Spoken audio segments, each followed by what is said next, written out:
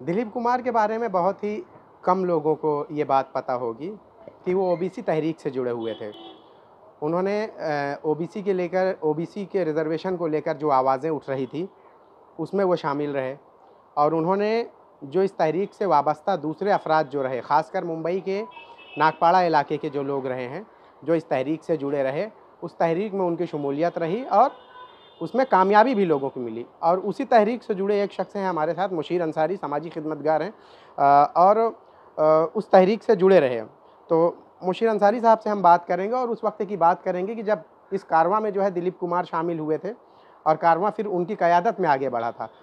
क्या रहा है उस वक्त, ये तहरीक कैसी थी, कैसे उनकी शमूलियत हुई, उसके बारे में बताइए मुशीर जी। ये इस तहरीक के बाबत मैं एक सबसे पहले कहना चाहूँगा कि मुसलमान जो है वो पसमानदा तबके से ताल्लुक़ रखता है और पसमानदगी का ये आलम है कि हमको तालीम में भी जो है हम बहुत यानी तक बाद में सचर कमेटी रिपोर्ट ने शामिल किया कि हम बहुत पिछड़े लोगों में हैं।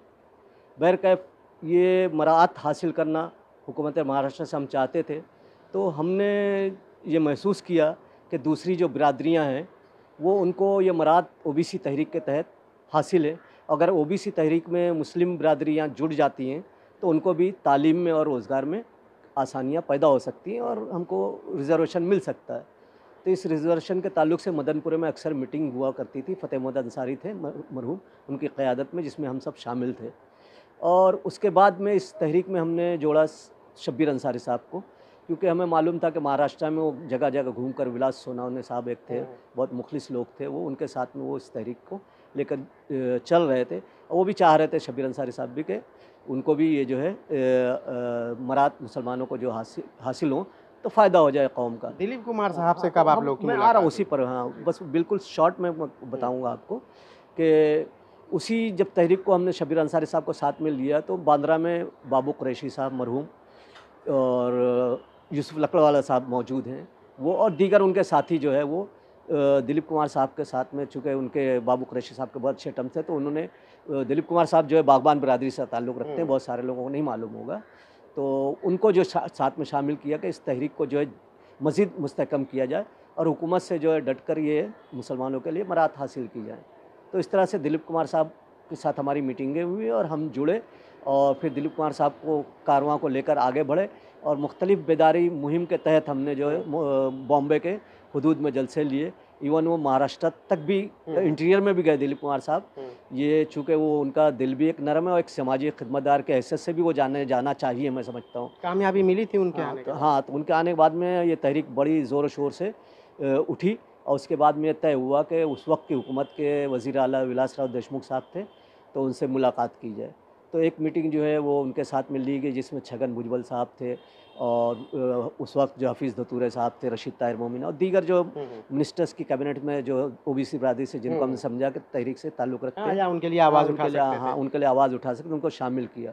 तो वहाँ पर जब मीटिंग हुई तो मुझे दिलीप कुमार साहब के कुछ तारीख़ी जुमले अभी याद आ रहे हैं कि उन्होंने, छगन भुजबल साहब चूँकि बाजू में थे, मैं भी करीबी था, तो इसलिए मैं सुन सका। दिलीप कुमार साहब ने कहा कि भाई छगन भुजबल साहब, आप माली बिरादरी के हैं, आप इसी हिंदुस्तान के, इसी महाराष्ट्र के हैं, हम भी इसी हिंदुस्तान महाराष्ट्र के, मैं बागबान हूँ, आपके बराबर हूँ, आप जो मुस्लिम अपना आप जो रिजर्वेशन का फ़ायदा उठा रहे हैं वो मुझे क्यों नहीं मिल रहा है? तो ये दिलीप साहब ने हाँ, कहा ये दिलीप साहब ने कहा, तो वो रिजर्वेशन फ़ायदा मुझे भी मिलना मैं, चाहिए। हाँ, मैं एक्टर हूँ, अलग बात है, लेकिन ये है कि बागबान बिरादरी से ताल्लुक़ रखता हूँ, तो आपकी बिरादरी मेरी एक है, तो आप फ़ायदा उठा रहे हैं इस हिंदुस्तान में, तो मैं क्यों नहीं उससे वंचित रहूँ? तो छगन भुजबल साहब हँसे, बोले नहीं, इंशाल्लाह हम कोशिश करें और ये कैबिनेट है और आपके वज़ीर आला भी अच्छे हैं, हमदर्द हैं और ये हम जो है इसको करेंगे।